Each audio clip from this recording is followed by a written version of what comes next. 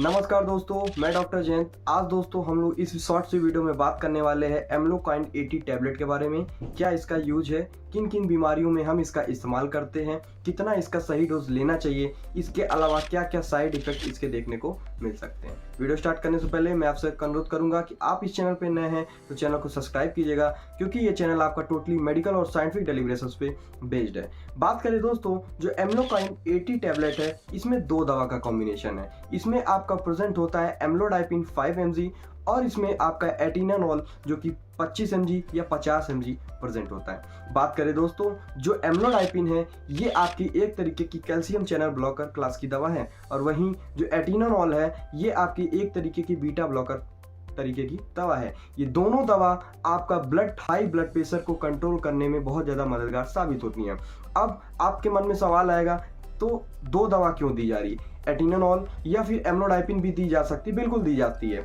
अलग से मैंने वीडियो बनाया है एम्लोडाइपिन पे भी और एटिनानॉल पे भी। तो जब जो ब्लड प्रेशर है, हाइपरटेंशन जिसको हम लोग बोलते हैं, बढ़ा हुआ बीपी कंट्रोल नहीं होता है, तब हम इन दोनों दवा के कॉम्बिनेशन का इस्तेमाल करते हैं। ये दोनों दवा आपकी जो है बढ़े हुए बीपी को भी कंट्रोल करती है, जिससे कि आपको भविष्य में होने वाले हार्ट अटैक और ब्रेन स्ट्रोक जैसी समस्या से बचाती है। ये दोनों दवा का कॉम्बिनेशन आपकी मौत के मुंह से बाहर लाती है। कैसे? क्योंकि अगर बढ़ा हुआ बीपी अगर लंबे समय तक आपका बना हुआ है तो आपको ये भविष्य में अटैक और स्ट्रोक कॉज कर सकता है। इसके अलावा ये आपकी एंजाइना में भी इस्तेमाल किया जाता है। एंजाइना का मतलब अगर किसी के छाती में बहुत ज़्यादा दर्द हो रहा है तो उसमें भी उसको हम लोग एंजाइना बोलते हैं। एंजाइना में देखा ये जाता है कि सही से ऑक्सीजन हार्ट की जो दिल के हमारे मसल्स हैं उसमें ऑक्सीजन नहीं पहुंच पाता, जिसकी वजह से हमारे छाती में दर्द उठता है, उसको हम लोग एंजाइना बोलते हैं।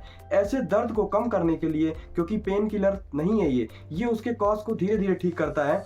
अगर रैंडमली पेन हुआ तो उस केस में तो जो दवा दी जाती है वो तो नाइट्रोग्लिसरीन है, उस पर भी मैंने अपनी वीडियोस बनाया है, लेकिन ये एंजाइना के कॉज को ठीक करने की कोशिश करता है। इसके अलावा ये आपकी कभी कभी माइग्रेन में भी इस्तेमाल किया जाता है। माइग्रेन का दर्द अगर उठता है तो ऐसा माना जाता है जो बीटा ब्लॉकर है वो आपके माइग्रेन के सिम्टम्स को रिड्यूस करता है, पेन को कम करता है। इसके अलावा बात करें दोस्तों, ये दवा दोस्तों आपकी कोरोनरी आर्टरी डिजीज में भी इस्तेमाल किया जाता है। जैसे कि मान लीजिए जो हमारे जो दिल में जाने वाली नसें हैं, आर्टरीज हैं, उसमें अगर ब्लॉकेज आ गया है तो उसमें भी दोस्तों ये मददगार साबित होती है। ब्लॉकेज में भी हम इसका इस्तेमाल करते हैं एम्लोडाइपिन का।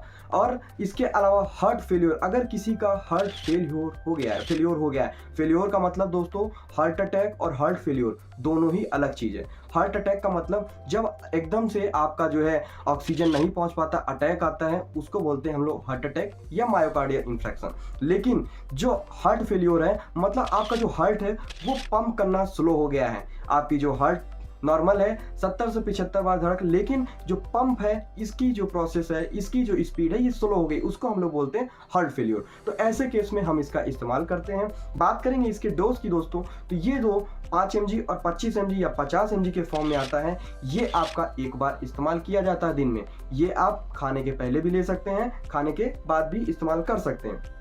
अब अगर जरूरत पड़ती है तो इसका जो एक बार की जगह 2 बार भी खिलाया जा सकता है।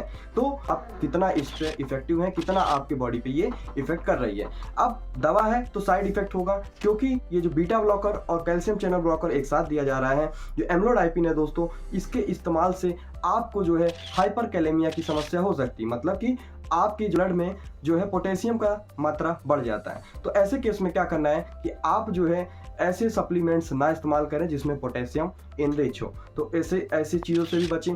इसके अलावा ये कभी कभी स्टार्टिंग डोज में ऐसा देखा जाता है कि मरीज का जो बीपी है बहुत ज़्यादा कम हो जाता है तो उनको ऐसा लगता है कि उनकी आंखों के सामने ब्लर विजन दिखता है, मतलब कि धुंधलापन का मतलब आंख खराब नहीं होती है, ऐसा लगता है चक्कर आ रहा है, धुंधलापन है।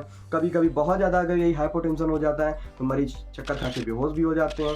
टीआईटी के जो साइड इफेक्ट्स देखने को मिलते हैं वो दोस्तों इसमें ये है, पेट को आपको अफेक्ट करेगा, जिसकी वजह से आपका जी मिचलाएगा, आपको उल्टी जैसे सिम्टम्स भी आएंगे और आपको डायरिया का भी लक्षण देखने को मिल सकता है। इसके अलावा बात करें, ये अगर आपकी दवा आपके परिवार में या किसी और को चल रही है तो इसके साथ आपको कुछ दवाइयों का इस्तेमाल नहीं करना चाहिए। जैसे कौन सी दवाइयाँ, जैसे क्लेथ्रामाइसिन हो गया, आपको नॉर्मल जुकाम बुखार होता है, आप बगल से मेडिकल स्टोर से जाकर ले लेते हैं, गला बताया कि गले में खराबी है तो मेडिकल स्टोर वाले भैया ने आपको एजिथ्रोमाइसिन दे दिया, तो ऐसे केस में इस्तेमाल नहीं करना है, क्योंकि इसका इंट्रैक्शन एजिथ्रोमाइसिन हो, क्लेथ्रामाइसिन हो या एरिथ्रोमाइसिन हो, ऐसी दवाइयों के साथ इसका इंट्रैक्शन देखने को मिलता है। तो कोई भी दवा खाने से पहले अपने डॉक्टर से सलाह लें।